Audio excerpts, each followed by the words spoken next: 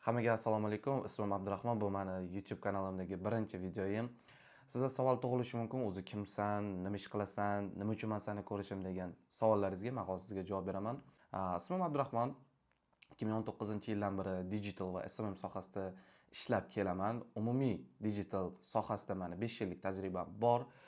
Shu 5 yil ichida biz umumiy zapuslar bilan shug'ullanib, 50 dan ortiq biznes loyihalar bilan kichik va o'rta yo'nalishdagi B2B va B2C yo'nalishdagi bizneslar bilan ishlab kelganmiz. Birinchi yilimni oladigan bo'lsak, birinchi 2 yilda men faqat SMMщик bo'lib, 2 yil agentствоda yurib ishlaganman. 3-yil men полностью freelansga o'tib, o'zimni komandamni tuzib, undan keyin marketolog bo'lib ishlab, bugungi sanadan hisoblaydigan bo'lsak, ровно 1 yil men infoprodyuser bo'lib, onlayn zapuslar bilan shug'ullanib kelyapman.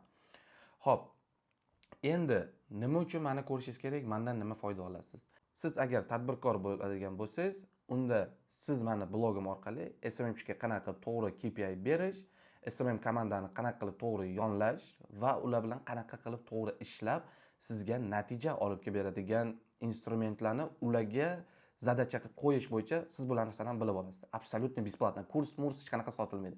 Agar siz boshlang'ich SMMщик yoki marketolog bo'ladigan bo'lsangiz, oyiga o'zingizning cho'ntagingizga qolishi kerak bo'lgan $1000 sof foydaga chiqishga men sizga aniq ishlab, aniq natija beradigan instrumentlar bilan bo'lishaman.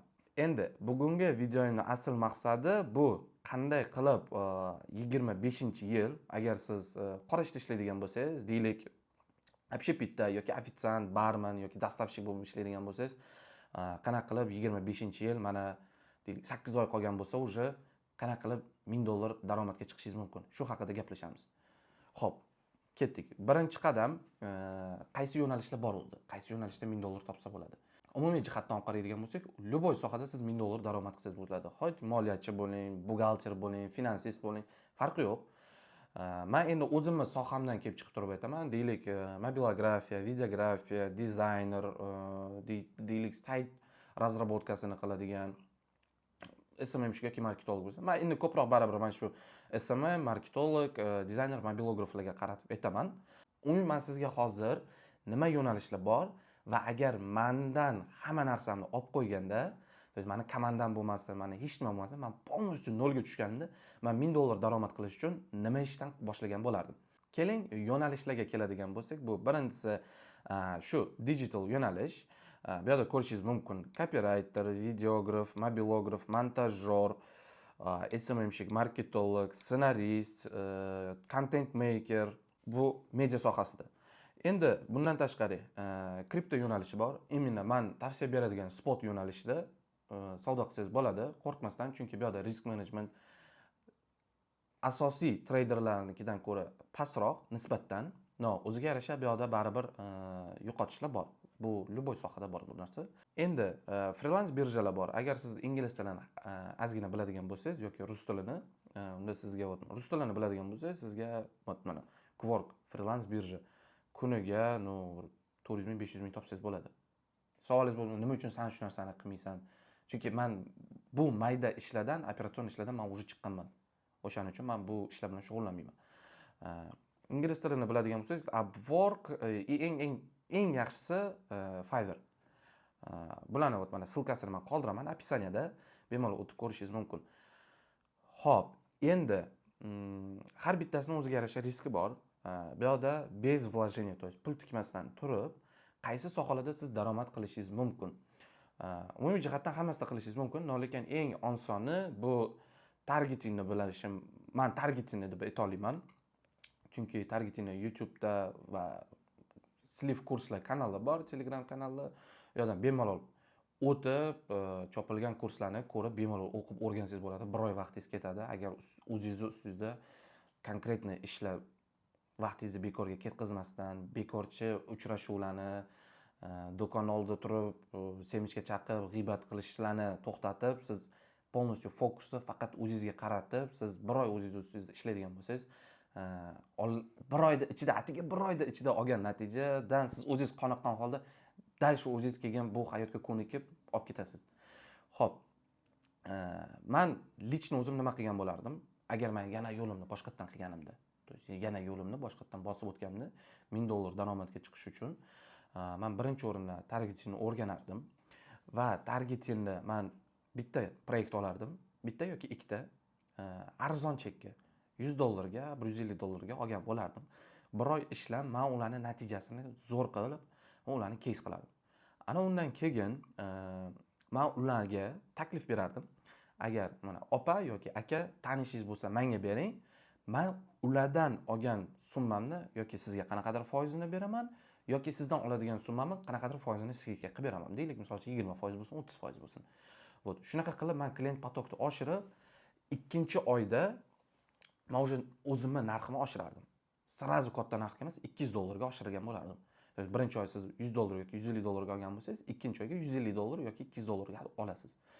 Mana shunaqa qilib 3 ta klient oladigan bo'lsangiz, siz уже $500-$600 ga siz daromadga chiqasiz. Bu umuman qiyin nimasi yo'q. Nima uchun tushuntiraman yana bir marta. Men o'zim o'sha yo'lda bosib yurgan paytim 3 yil, 3,5 yil oldin, даже 4 yil oldin menga mana shu narsalarni o'rgatadigan ustoz bo'lmagan. То есть просто bozorda o'zida unaqa ustoz bo'lmagan. O'shaning uchun men hozir baribir ko'raman, yon atrofimda yuradiganlar bor, bitikda tanishlarim, o'zimning mahalladagi ukalarim, qorish qiladigan. Ularga men mana shu narsani tavsiya beradigan bo'lsam, ular ishonishmaydi bu narsaga, chunki nima uchun? Fikrlash doira boshqa narsa. Ular fikrlaydi, qanaqa tushuntirsam bo'ladi? Ularning fikrlash doirasi, misol uchun $1000 ular uchun juda slishkim katta pul.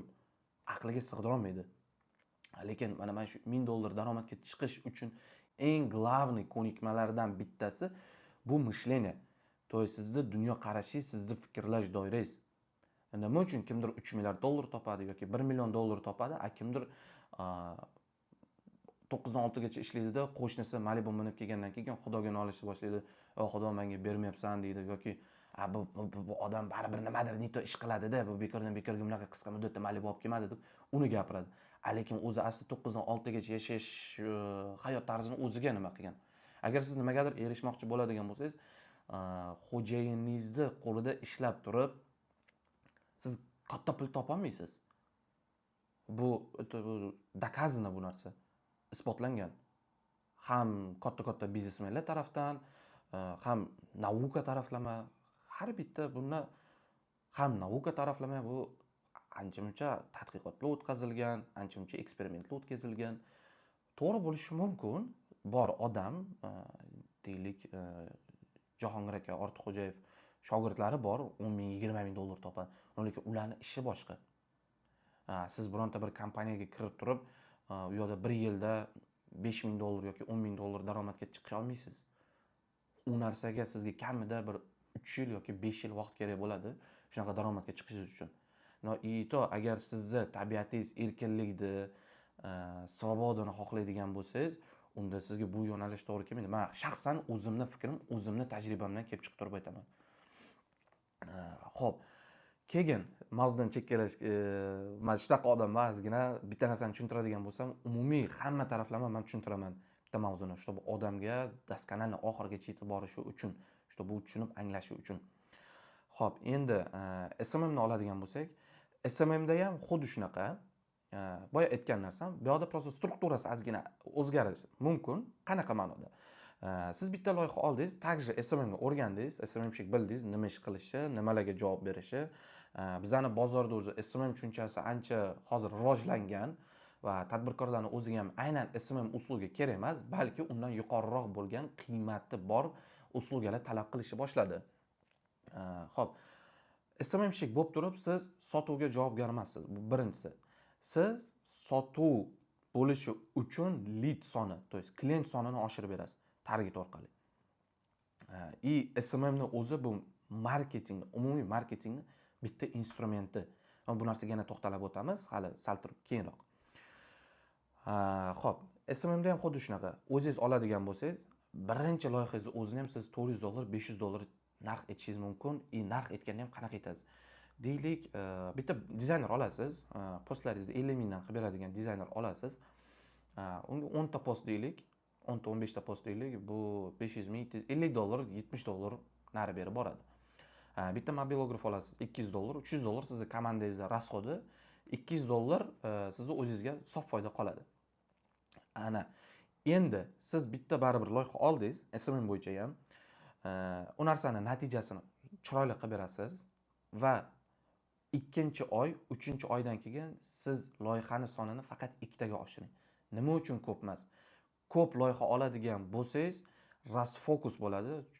Rasfokus o'zbek tilida nima desam bo'ladi? Diqqatingizni bitta loyihaga ajrata olmaganingiz tufayli sababi chalg'ib qolasizda, na u loyihangiz natijasi bo'ladi, na bu loyihangiz natijasi bo'ladi. Shuning uchun undan keyin sizdan baribir klient norozi bo'ladi, natija ko'rmagandan keyin sizni reputatsiyangizga ta'sir qiladi. Bu juda yomon narsa. Men shu narsani bilmaganman, o'shaning uchun ham bitta mijozim bilan LTV nima? Muddati.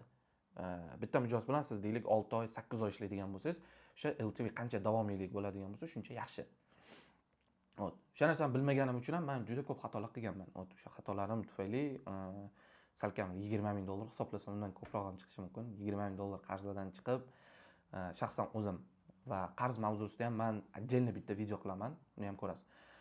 Xo'p, keyin Fiverr'da, Quark'da va Upwork'da men uncha tushuntirib o'tirmayman, chunki nima uchun? U yerda har bitta zakazingizdan, deylik, o'rtacha zakazingiz narxi 200 ming, 300 ming bo'lishi mumkin. Kirsangiz, u yerga o'zingiz tushunib olasiz. U yerda платежный sistemani o'ylaysiz, klient olasiz, bitta odzivlar o'zingizga sotib olsangiz bo'ladi даже. Bu yerda просто poiskga, shuni YouTube'ga kirib poiskga yoki ChatGPT'ni o'ziga ham kirib turib, ChatGPT Fiverr'da men qanaqa qilib va konkretno nima qilishim kerak, чтобы $1000 chiqishim uchun deydigan bo'lsangiz, u sizga пошаговый strategiyani yozib beradi. Men sizga aytayotgan narsa, to, что вот men shu yo'nalish bo'yicha siz $1000 daromad qila olasiz. Endi kriptoga keladigan bo'lsak, spot yo'nalishiga. Men o'zim kripto bilan shug'ullanmaganman umuman hayotim tarzida. 20-yil adashmasam bir marta tanishlar chiqqan, P2P qilganmiz. No, u juda katta menga tajriba ham ishlamay bermagan. Nima, spot yo'nalishiga keladigan bo'lsak, spot yo'nalishida siz yo'da tangalar bo'ladi. Tangalarni sotib olasiz bozorda, bitta bozordan, deylik OKX birja yoki Binance, qaysi bitta birjadan siz tanga sotib oldingiz va qolgan bozorlarga kirib, qolgan birjalarga kirib siz analiz qilasiz, qaysi birida o'sha tangani narxi qimmat bo'ladigan bo'lsa, qimmatroqqa sotilayotgan bo'lsa, siz o'sha narxga sotasiz. Raznicasi siz daromad qilasiz. Deylik, 10 ta monetkani siz $1 dan $10 ga oldingiz. Boshqa birjada u 1.2 sent, $1 2 sent yoki $1 3 sentdan sotilishi mumkin. Deylik, misol uchun. Siz o'sha birjada sotdingiz va razitsiyasi sizga $3. Bu bitta krug deyiladi. Mana shu bitta sotuvingizdan siz $3 daromad qilasiz. Bu mavzu bo'yicha ham siz o'zingizga doskonalanib bilib olishingiz mumkin. Men sizga berayotgan prosta bu yerda bez vложения, pul tikmasdan turib daromadga chiqishingiz mumkin bo'lgan men sizga yo'nalishlarni hozir aytib o'tayman. Qaysi biri sizga ko'nglingizga mana jizzitgani bo'ladigan bo'lsa, bemalol o'zingiz o'sha yo'nalishni tanlab qilib ko'rishingiz mumkin. Xo'p, bu videodan meni asl maqsadim, men o'zim ham balkim siz ham shunaqa hozir chorniy qora ishda ishlayotgandirsiz, ofitsiant bo'lgan bo'lishingiz mumkin. Ofitsiant bo'lishingiz mumkin. Men o'zim birinchi ishim 12 yoshimda somsaxonada bir kun ishlab ko'rganman. Bu ishim emas meni o'zi. Undan keyin akam bitta restoranda ishlardi.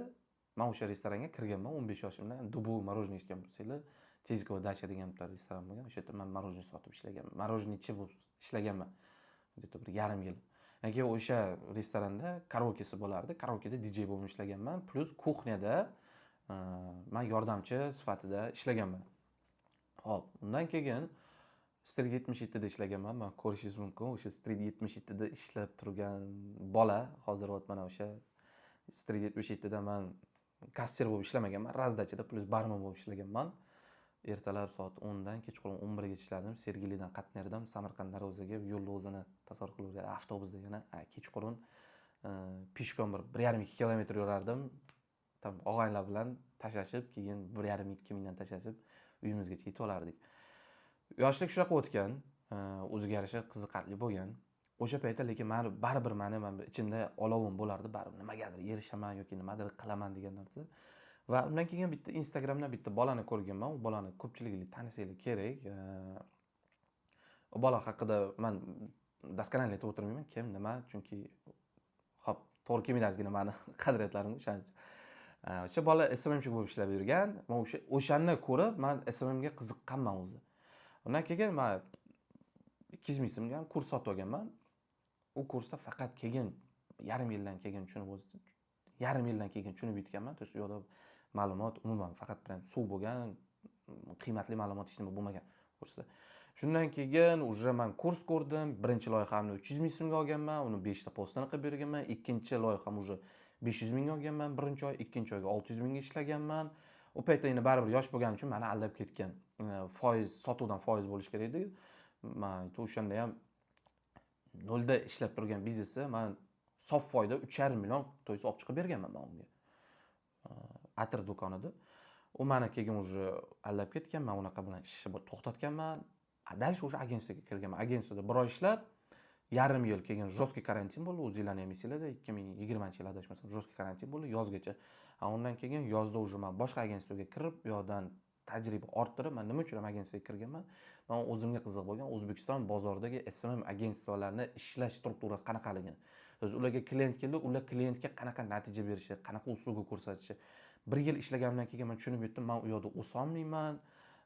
Men u yoqda o'zimga foydali bo'lgan ma'lumotlarni, qanaqadir bir qiymatli prem ma'lumot deb bilmadim. O'shaning uchun men keyin уже дальше samoучка, то есть o'zim o'rganib, o'zim xato qilib, o'zim xatoyimdan dars olib, freelansga o'tib, komandamni sekin-sekin, birma-ketin yig'ib borishganman. Birinchi dizayner olganman, ikkinchisi уже videograf olganman, ularni boshqarganman. Asosiy задача tekst yozish, content plan, strategiyasi, общий виденияsi, reklama yoqish, hammasi meni bo'ynimda bo'lgan. Shunaqa. Undan keyin tajribam ortgandan keyin уже men bitta ustozimni topganman. Ustozimni mentorligida o'qiganman. Oxirgacha emas, to'yi bo'lib qoldi. To'yi qilib u Turkiyaga, undan keyin Madinaga uchib ketgan. Shu bilan u ham yarim yo'lda tashlab ketdi. No, и то вот o'sha mentorlikdan keyin meni narxim yana 2 barobar oshdi. Men ham o'zi oldim o'sha nech pul 2 million, 3 million, 4 millionga olgan loyiham esimda. Aynan 4 millionga. 3,5 million, 2 million olgan loyihalarim esimda. Shu 3,5-4 yil oldin. Undan keyin meni kvantoviy skachok qachon bo'ldi? O'sha ustozimni taniganimdan keyin u yoqda уже meni chekim $500 o'sdi. $500 o'sgandan keyin men 1 yil mana shu $500-700 atrofida ishlab yurdim. Keyin 22-yil уже men boshqa o'sha ustozimni o'zi tanishi bor. Biz umumiy guruh, ularni tanisanglar kerak. Humoyun Sobirov. 23-yil Humoyun akani men marketing mentorligida o'qidim va u yerdan o'tmanda menda главный skachok mana o'shdan boshlangan hayotimda. $1000 daromadga chiqdim. $1000 dan men loyiha olishda o'zi bo'ldi. Qo'rqish, menda hech qanaqa qo'rquv ham, boshqa narsa ham bo'lmagan. Chunki nima uchun? Siz o'zingizni mahsulotingizni sotayotgan paytda главныйsi mahsulotingiz klient sizga qimmat yoki nimadir deyishida emas gap. Siz uni qiymatini tushuntirib yetkazib bera olishingizda. Eng главный katta skachok mana o'sha yildan boshlangan. Undan keyin уже o'tgan yili men birinchi loyihamni oldim. Zapusk bo'yicha u yerdan umumiy sotuv 1 milliardlik bo'lgan, $79,000. Hozir kursda hisoblaydigan bo'lsak 1 milliard plus minus bo'ladi. U yerda men hech kimdan uyaladigan yoki yashiradigan, berkitadigan joyim yo'q. U meni birinchi loyiham bo'lgani uchun men adashib, noto'g'ri shartnoma bo'yicha ishlab, kassov razrif menda o'zi meni dolyam yo'qdan 25 ming chiqish kerak bo'lgan joyda men olgan pulim где-то $6,000-7,000 bo'lgan. To komandamning расходidan ko'ra kamroq summa bu aslida.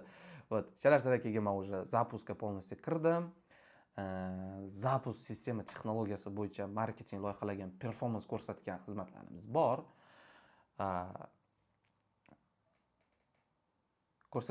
Ko'rsatganlarimiz bordan keyin hozir davom ettiraman yana. Вот, videoni endi oxirgi qismiga keladigan bo'lsam, siz bilan biza уже umumiy jihatdan ozgina tanishdik, siz meni bildingiz, kimligimni, mana 5 yil umrimni men sizga maksimal qisqartirib, faqat kerakli bo'lgan joylarni aytdim. O'zingizga yoqqan, o'zingizga to'g'ri kelgan yo'nalishlarni tanlab ko'rishingiz mumkin, qiziqib. No, men endi baribir sizga tavsiya beradiganim kriptoda yoki boshqasida emas. Baribir shu target yoki SMM dan boshlashligingizni men sizga tavsiya beraman. Nima uchun? Bu yerda bez вложения siz pul topishingiz mumkin. Endi qarang, baribir agar siz tezroq o'sha $1000 ga chiqishim kerak, $1000 daromadga topishim kerak. Siz balkim novichok bo'lmasligingiz mumkin. Siz balki o'sha o'rta yo'nalishdagi mutaxassis bo'lishingiz mumkin. SMMщик yoki marketolog $500 atrofida, которому $1000 ga chiqish kerak bo'lgan. Balkim siz o'zingizga to'g'ri keladigan produkt topolmayotgan bo'lishingiz mumkin. Chunki men bozorda og'rig'ini bilaman. Klient topishda, o'zini narxini o'zi xohlagan narxda sota olmaslikka, komanda boshqarishda va loyihani olib, loyihani именно пошаговый plan, то есть qanaqa qilib strategiya tuzaman, nimadan boshlayman degan savollarga javob yo'q va men bozor analiz qilganim va men bozor analiz qildim, ko'rdim. Unaqa produkt topolmadim men, to'g'risi. Boshqa maktablarda ham, boshqasida ham. Именно SMMda пошаговый plan, mana hamma offer beradi kursda. SMMni o'rganing, oyiga 500 plus $1000 daromadga chiqing. Lekin u kursni o'tganingizdan keyin, o'sha kursga borganingizdan keyin men o'zim shogird oldim. Shogirdim kredit olib 8 million borib o'sha kursga bergan. U kursda SMMdan ham dizaynni, ham copywriting, ham target, ham mobilografiya hammasini o'rgatgan. O'zi aslida unaqa emas. U narsalar SMMщикda yoki marketologda $1000 daromadga chiqishiga nima yordam beradigan ko'nikmalar emas ular. Vot. Men shu narsalardan hamma jihatlarni yig'gan holda men o'zimni kursimni yaratdim. Kursimda nima bo'ladi? Bu yerdan siz nima olasiz? Birinchi o'rinda пошаговый plan. То есть birinma-ketin siz nima qilasiz, nima qo'yasiz? Birinchi loyiha oldingiz, qanaqa qilib loyiha olasiz? Loyiha olganingizdan keyin uni qanaqa qilib to'g'ri boshqarasiz? Loyiha olgan paytingiz zaказчик bilan qanaqa to'g'ri pozitsiyada muloqot qilishni boshlaysiz? To'g'ri muloqot qilishni o'rganasiz. Undan keyin u mijozga o'zingiz xohlagan narxga sotish bo'yicha sotuv texnikasini o'rganasiz. Men bu sotuv texnikasini sotmasdan sotish deb nomlayman. O'zimga aytaman. U qanaqa? Umumiy tushuntiradigan bo'lsam, siz klientingizda birinchi ehtiyojini eshitasiz. Ehtiyojini eshitib bo'lganingizdan, to есть uni muammosi, og'rig'ini eshitganingizdan keyin siz o'zingizni klientning o'rniga qo'yasiz. Da, aka yoki opa, mana bu situatsiyada bo'lganman yoki men bilaman, o'zimga ham shunaqa keyslar kelgan yoki yana nimadir deb uni muammosini siz o'zingizni shunaqa to'g'ri unga yetkazib berasizki, чтобы u siz tushunish uchun vo klientni tushunchasida vo men o'zimga kerakli bo'lgan odamni topdim degan tushunchani siz gap orqali klientingizga yetkazasiz. Bu narsalarni o'rganasiz. Undan keyin proyekt oldingiz, loyiha oldingiz, unga boshdagi jamoa nechta odam, qanaqa odamni olishligingiz va ularga qanaqa qilib moliyaviy va moliyasiz motivatsiya berib to'g'ri boshqarish bo'yicha. Bu yerda ko'rishingiz mumkin, kursda sizni nimalar kutayotganini. Bu yerda ko'rishingiz mumkin sizni kursda nimalar kutayotganini va bu meni birinchi mini produktim. O'sha men ikkitasiga prezentatsiya qildim, ikkita tanishimning o'ziga. Men hali bu narsani hech qayerda ovoz qilganim yo'q, reklama qilganim yo'q, hech qaysi bironta tanishimga ham aytganim yo'q. Ikkita shogirdimga bor, men prezentatsiya qilib, bu уже menga aytdi, "Aka, qatga pul to'lay, menga bering shu." Men aytaman, "Bu hali kurs yo'q, bu просто prezentatsiya bo'lsa qolma, agar shunaqa kurs bo'lganda."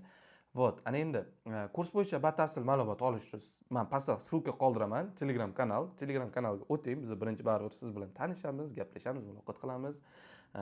Ana undan keyin agar sizga to'g'ri keladigan bo'lsa, siz bemalol yozilishingiz mumkin bo'ladi. Agar yoqmasa, mayli, bemalol. Shu bilan videoni tugatamiz. Videoga like bosing, kanalimga obuna bo'lib qo'ying. Chunki sizning har bitta bosgan like'ingiz va obunangiz men uchun motivatsiya bo'ladi. Dальше men bundan-da yanada qiymatliroq videolarni chiqarib sizga ancha foydasi tegadigan videolarni ishlashim uchun Telegram kanalimga obuna bo'ling. U yerda o'zimning shaxsiy fikrim va tajribam bilan bo'lishib boraman.